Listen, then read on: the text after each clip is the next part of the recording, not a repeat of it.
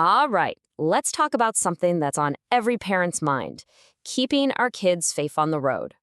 But this isn't just going to be another list of rules to memorize. No, today we're diving into a powerful mental tool that can actually change how your child sees the road, building safety habits that become as natural as breathing.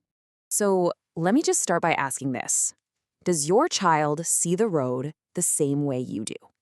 It seems like a simple question, doesn't it? But the answer is a big, flashing, definite no. And really getting your head around why that is, well, that's the key to everything we're about to cover. This slide here really breaks it down perfectly. On the left, that's us. As adults, our brains are like little supercomputers. We see the whole street, we're calculating speed, distance, risk. It's all just data processing.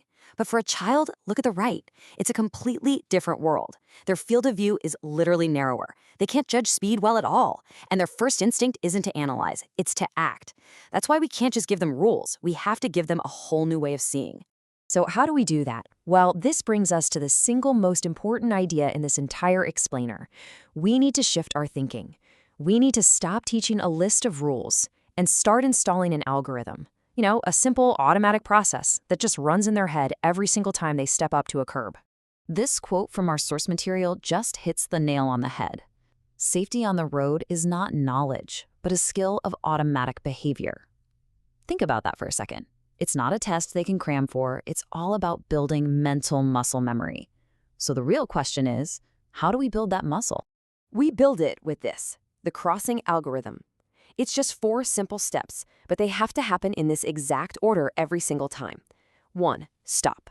And I mean a full-on, feet planted on the sidewalk stop. Your feet do not leave the curb. 2, look. Not a quick glance, but a proper head turn. Look left, look right, and then crucially, look left one more time. 3, make sure. Now this is the step most people forget. It's not enough to see a car. You need to see that the car has actually stopped for you. And finally, step 4, cross. You walk. You don't run. You don't dart out. This right here, this is the entire foundation. Okay, so now that we have the algorithm, let's talk about where it really gets tested. We're going to look at the 2 biggest, most common traps on the road. You know, those situations that give kids a false sense of security and put them in the most danger. So, trap number 1 is something we all trust, the traffic light. To a kid, that little green walking person can feel like a magic force field, an invisible wall that's guaranteed to stop any car. But we know that's a really dangerous illusion. And this slide tells us exactly why. A green light doesn't mean it's safe to go. It means it's your turn to check if it's safe. We have to get this idea hardwired into our kids' brains.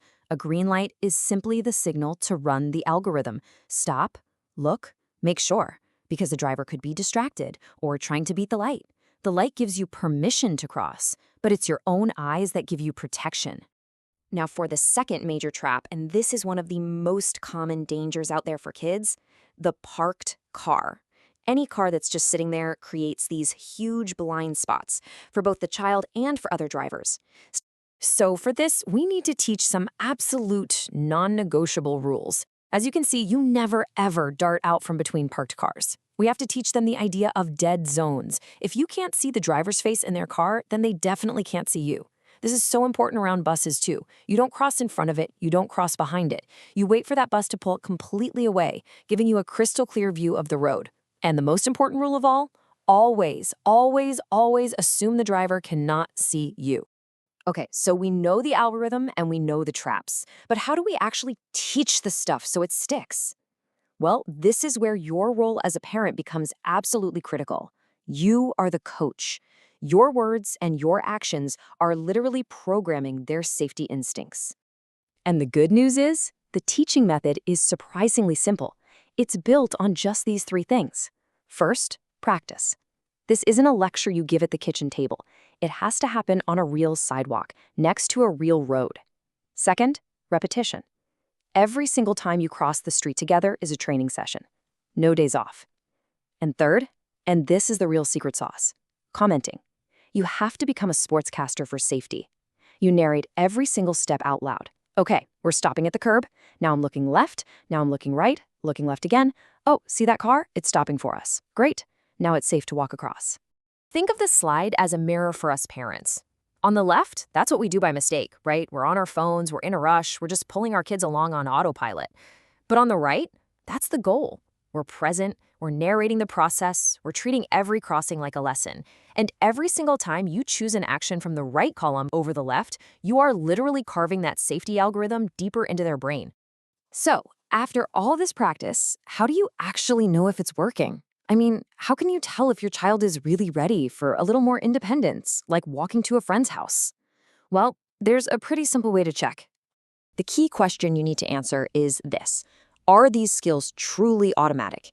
Does your child do the whole safety algorithm without you having to say a word, without you prompting them every single time? So here's your checklist. Next time you're out walking, just watch them. Without saying anything, do their feet automatically stop at the curb? Do you see their head do that full left-right-left check all on its own? Do they actually wait for the car to come to a complete stop before they step out? And here's the big one. Can they walk calmly across the street, even if their friend is yelling their name from the other side? When you can start saying yes to these questions, you'll know. It's not just a rule they've memorized anymore. It's a skill they own. So we'll leave you with this one simple question.